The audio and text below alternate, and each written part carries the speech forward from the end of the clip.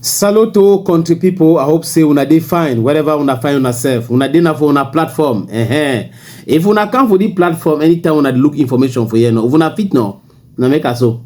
Una wait me no. Una subscribe and then una comment because if una subscribe, let me say it go plenty people they go to get one message or the pass for here. Today for the Pidgin program, we go talk football. We go talk to politics. That means say international affairs. And then we go talk about football. We know say Marc Brys, he don't organize press conference for Cameroon for Friday. He talk Mamalangulungwe, they can't talk them. We know to say he don't try for coach some player there with his own way for talk. And then we go for international too. Vladimir Putin, he don't go for China. Sorry, Donald Trump too. He talk his own talk for that side. He talks about it. Donald Trump say, Zelensky no be supposed to start war with Russia. No starting way, you know if he finish him. Now Donald Trump, he talk up. Countryman, countrywoman. Presidential election they come for Cameroon. It work anyway. Country they upside down. Road them bad. School palaba no the waka. Money no day. Papa they suffer. Minister they tour. Now so Cameroon they now the image way it dey for the country now as soon as year and so. Now we start now for matter for football. When I know so we used to talk for Yasin Damba na sense. What happen during press conference? Marc Brys he talk say some player where they call it say Christian Kofane.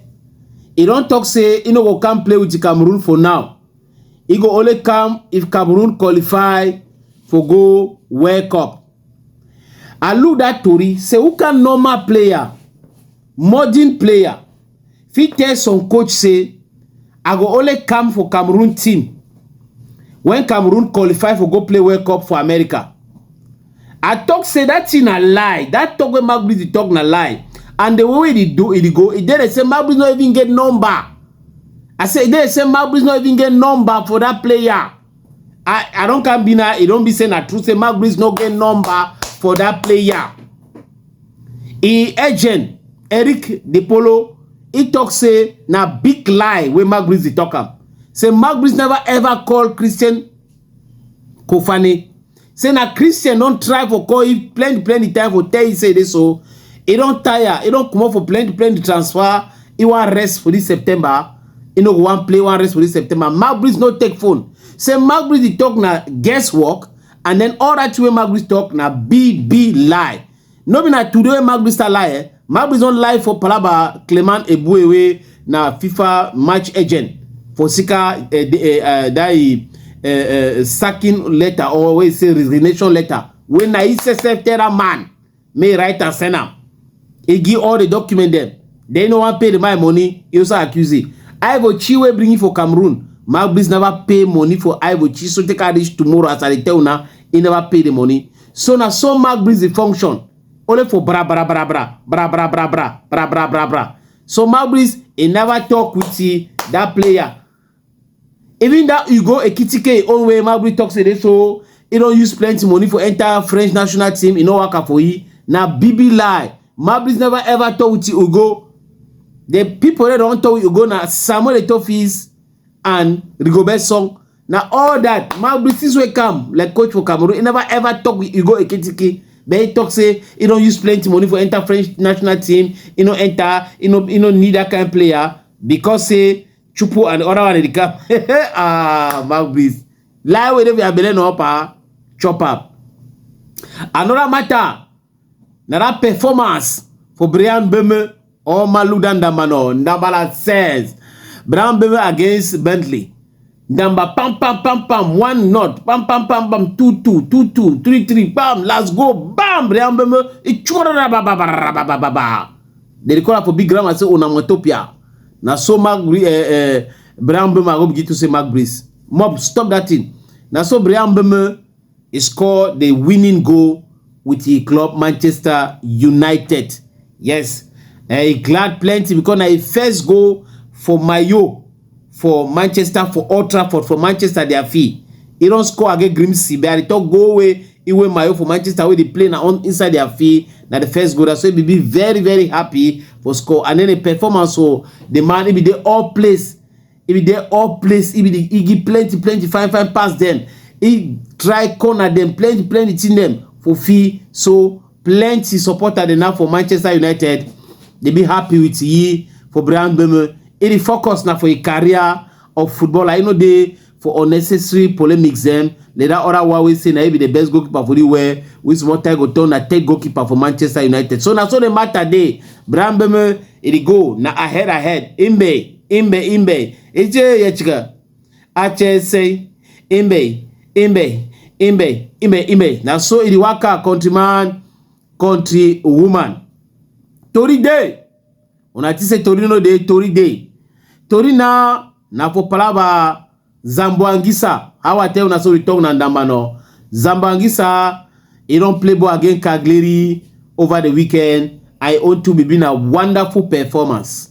Zamboangisa, he come on a man of the match because he scored a winning goal. And not only for that reason, he scored a winning goal for middle fee. He be been a oga kwata. That means say not be the pass for middle fee. And then he give better pass them. Better pass them. He stop some plenty action then. And then he score goal now for 95 minutes of play. Yes, for clock time, I know me because no the one match they go on, they stop him. They stop him. West Martin they stop him. They be been at 95 minutes. Zamboangisa in Munja. What? Munja! Zamboangisa a craze. Bye, Roy Halla. Don't say that's the man, yeah, that's the thing day. So now one of the best Cameroon and then that for international now we go play Champions League. Zambo go play Champions League. So now so the thing day, countryman, countrywoman. So Zamboangisa, man of the match against Cagliari. It continues so. Before we can Cameroon like Brian Beme because we know so when they come that is 20 where they be go make draw for day. Now the match for Thursday. The Thursday tomorrow. So when I give a win that match, we not play. If we not play by someone when we go take na cane by me you know Cameroon and they know I know they tongue no. They are mob. If we not go try play draw match no. It go bad. It go be na hey yeah. That's what the thing day. Another story a day. Now the player where they call it say Arod Mokodi. Arod Mokodi. Now ye way they say be replaced. How they call that man? Ngande Nganju with him. Now he go play. Now he no go play. Now he go play. Now he no go play. Ngande Nganju get wound. He no get wound. Marc Brys play game for inside all proper head way. He no so understand. You send letter say me they change Ngande Nganju. They put Mokodi. They change them. They send a flight ticket for Mokodi already. You send another. You know send mail for talk say no. Ngando you don't talk with Ngando. You don't talk say if he play. You come for press conference. You talk. You get a list. You move Mokodi for day. You put Ngande Nganju where they already send convocation for Mokodi and flight ticket. Now you get to send another mail for Fika Food. So that means they cancel the convocation for Mokodi. Now wonderful thing Marc Brys do. What be the rule for Ngande Nganju? Ngande Nganju be perform pass Mokodi as we talk now. So Mokodi play ball for Athens. I'm saying for Greece. He play a club na AEK Athens. Mosiam and then Ngande Nganju play for China. Since last month, so they can reach this month. Ngande Nganju never play ball. A club the play, you know the play, you know the enter fee, you know they absent bench. Ngande Nganju. Ben I where they can replace our Mokodi. Or Mokodi they replace our Ngande Nganju. Now I tell you now what happen. This last month we talk so. Mokodi don't play 7 matches. It don't be 7 times titulaire. That means say my way the start match they go finish him. And for a foot now, he don't practice, he don't play ball for about 660 minutes where he don't play. Ngande Nganju no get that kind of number of matches where he don't play like Mokodi. But Ngande Nganju the work up, he make swapping. Ngande Nganju Mokodi, Ngande Nganju Mokodi. Now so the matter day with Marc Brys o matter for Cameroon countryman. Another matter day, Tori day. When I say Tori day, Marguerite Tori, my man, what happened countryman after that match? Bentley, Manchester United, club for Andre Onana and now Brian Beme. Andre Onana don't turn on a reserve goalkeeper Then now they should run for bench. They look by the way we been a reserve goalkeeper last two seasons. Now he catch and do nana they for bench we should run.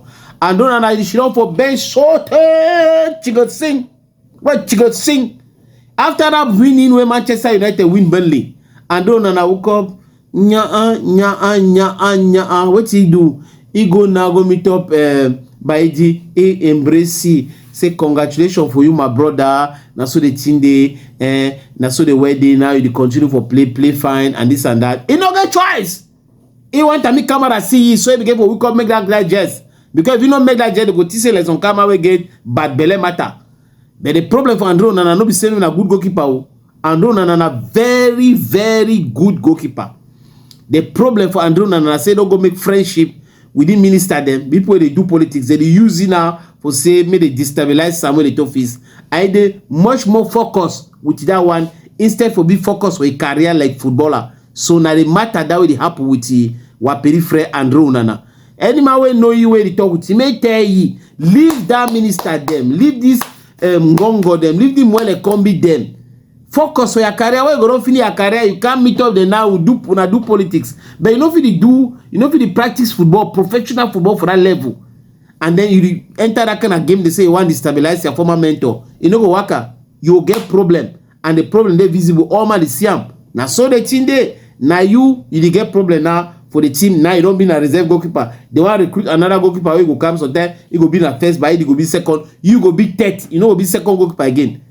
Even the other club, they don't try would tell me they borrow you for the club they don't deny. Why they deny? Ask yourself. Very important question. And so you find solution for the problem where you get them. So Andre Onana, as I tell now, he be the problem for Andre Onana. Onana na na na na na yeah. Oh na na na na ta ta ta yeah. Oh ninye, oh na nini tala tango Congo. As happened, friend. That's why they know. That's so the well day. Now you go find out. You find your own. You see and everything. The matter day. And then. Countryman, countrywoman. No enter with now. Politic. We talk about Donald Trump. Donald Trump talks here. You don't know who advised Zelensky for fight war against Russia. You know if you go to fight war for country where a big pass your country more than 15 times. Now war where you don't already lose them before you start them.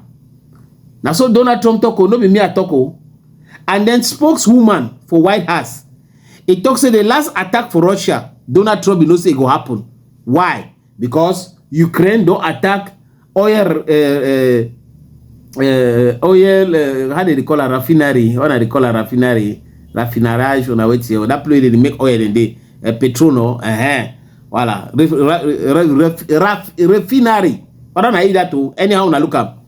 They are okay. They are Russia, they are Sonara. Even though Sonara for Cameroon. Na so na mbala. So Putin don't vex. It throw plenty bomb and missile they will drone them for Ukraine. Say be they normal. Say they be no say the thing will be normal. So Donald Trump now they blame Zelensky. I will see him next week. The thing will go baje. As we talk now, so Putin idea for China. We don't go for some big occasion where President of China organize and invite other big president, like Indian president. Turkish president, Iranian president, North Korea president, the day for China presently. Now with Donald Trump, they send that bomb them, pack for Zelensky and for European them. They vex, but what they do for America? Now the thing we ask ourselves. And then we know Cameroon, election day, election for Cameroon, political party them, anyone they do their own marabanguru them. Now so the thing day. So I was gonna see Cameroon the way they call a continent there. Africa in miniature, all thing there for Cameroon. People the way they talk say, they say plenty of this candidate way they go for presidential election. Now poor Biya people them, they pay them money, they go for a presidential election, they true. Because for Cameroon, overcome the day, re-opposition not plenty. Or people they really think say change be needed, they know plenty. The other one them, now people where they find money, they want chop. If they give them money, they really ready for do any kind of thing.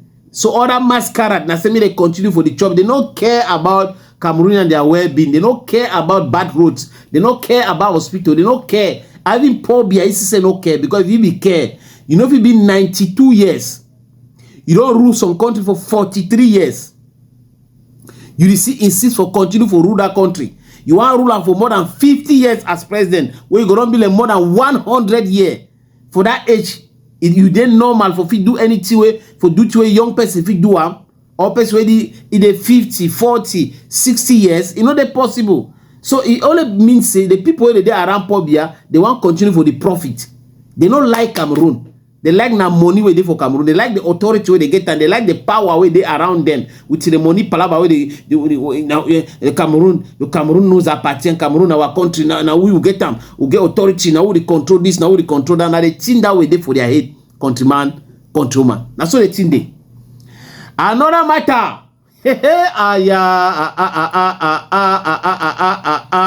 What happen? Wait it happen. Now they ask themselves, say what to say another matter. Me say another matter.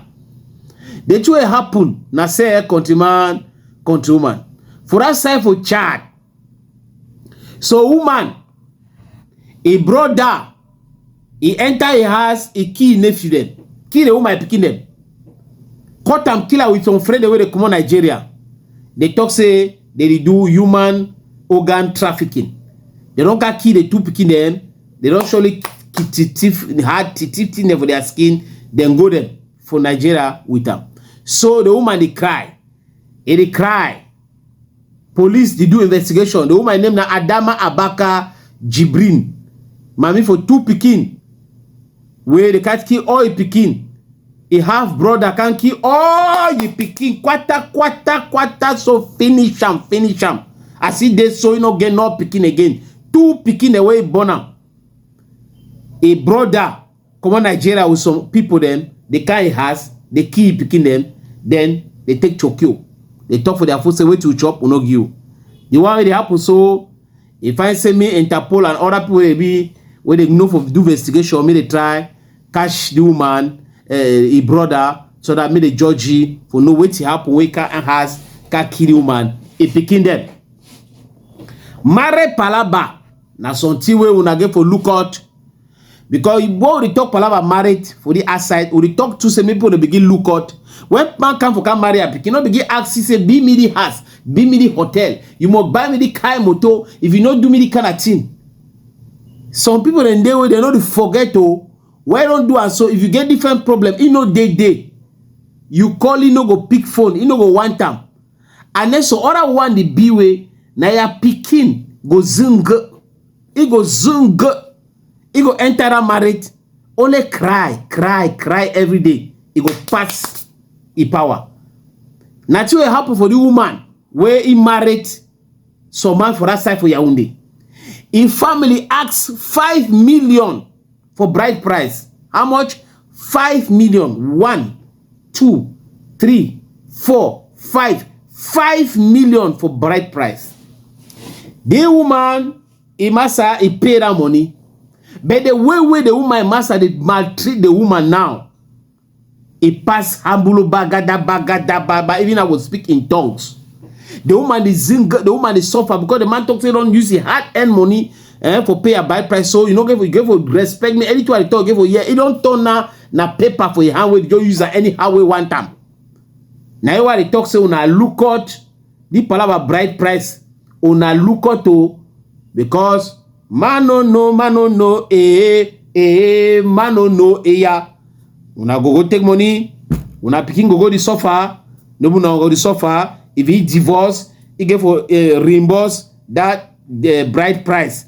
If una tiso una picking go feed reimburse 5 million, where divorce sometimes no get work, sometimes get work, we not get na kind of baby money. Oh, some papa them langa fi make them sote they say even picking for inside belle. Countryman. Countrywoman, another Tory day. E come up for side for Senegal. Balaks. Yeah, come up for Senegal. The woman na Dr. Fatou Fall Bo. Dr. Fatou na microbiologist. Where he be working for Germany. He be earn about 2 million for 1 month. I'm saying 3,000 euro. Dr. Fatu, he look that matter, he look, he say no, he go back for Senegal. He come for Germany, he go back for Senegal. I say salary for almost 2 million every month. Every month you go almost 2 million. Though if you imagine the kind of salary we get them, almost 2 million every month. He come back for Senegal. He can enter for which work for textile. That way you are end up close them. They will traditional textile this and that. He say na the way like and that. So they inside a family vex. Family vex and all thing. You go leave Germany for big camp for you was carrying nonsense. This and that. You get salary. Oh, they almost 2 million. You come for you for big suffer. The woman say they na for a passion now. What they do now for passion? That be say they mean say a papa be surely be for the matter way before see for go do microbiologist. And since we get memory for if store all that thing then it do it succeed. But now it do na a passion. I will don't be a big woman. So it make na material, traditional Senegalese material now, the tomb. Now I work now way, it do am. You don't talk say be very happy for doing that job way, it do am. Countryman, countrywoman, thank you now. Oh my way, don't watch me. I thank you now. The two I want to talk now say, me una subscribe. You una subscribe. If so issue day, una feel inform me too for WhatsApp for 680 87 37 37. I don't go me.